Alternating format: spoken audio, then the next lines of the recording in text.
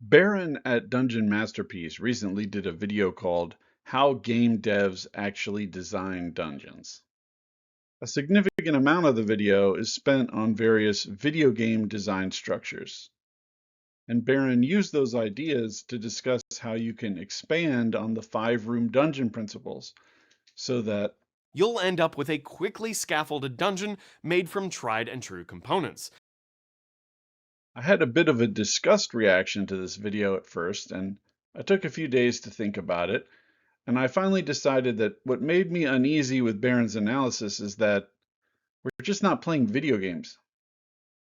Now, I have an issue with the slow shift in branded D&D that moves the emphasis from exploration and interaction with the fantasy world to building out character abilities over leveling. And Baron's suggestions are kind of aligned with that. Video games are an abstraction, gamifying some imaginary world in a way that lets you interact with it, but they can't model everything realistically, so you get situations that would be comically easy to solve if you just had a game master. And video games can create an amazing amount of immersion with strong visuals and sound, so people often forgive these inconsistencies. But conversations in video games have long been a joke because that level of complex interaction is just impossible to program into a video game. I play tabletop role playing games to get an experience that video games can't create for me. And dungeons designed in this manner are just not it. I've actually played Legend of Zelda Link to the Past in the past month, but I don't want a dungeon in a tabletop role-playing game based on the big key principle. I don't put a key in a dungeon because it fulfills some design principle that I have. I put a key in the dungeon because that's where I determined it was likely to be. A key might be held by the trusted lieutenant because he needs to be able to open the door, and the players can infer that, and if they want the key, they will try to find the lieutenant. And the trusted lieutenant is in a room that makes sense for him to be in, not the room that makes it more likely the players will acquire the key that he has at the opportune moment for some flow through the dungeon.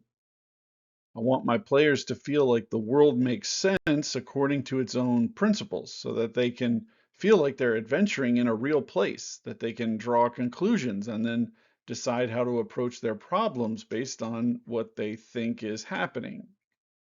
I also don't name the trusted lieutenant Senior Dick Fiddles because I take the world seriously. I see my job as presenting the most realistic situation I can to the players and then letting them figure out how to deal with it.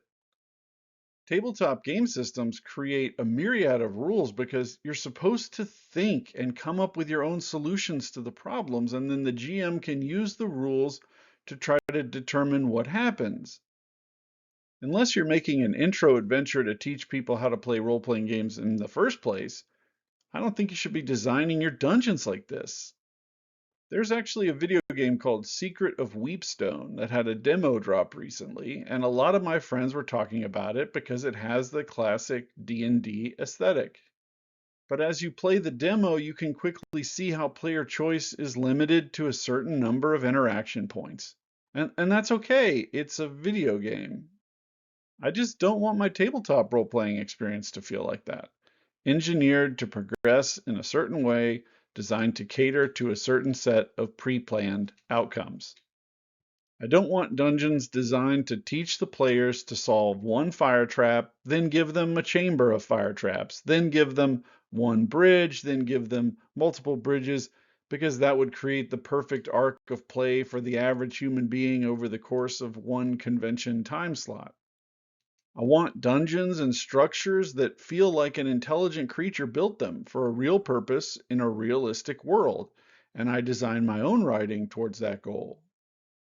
And I want my unique players to tackle that unique dungeon in a uniquely realistic way that makes sense to them. And when I run the game, I often don't even know how they're going to solve the puzzle. I use my reason to determine if the plan they came up with sounds like it would work, or require a roll, or a modifier, or whatever. Because I want them to feel like they're actually, there, and I want to be there with them. We are playing a game with rules and numbers and stats, and we can never forget that. But the fantasy world is not an aesthetic to wrap around your game structure. Game mechanics are a way to experience the fantasy world together, to feel like we are really in a strange land doing amazing things, not playing Legend of Zelda on my Nintendo. Let me know if you agree in the comments. Chubby Funster, out.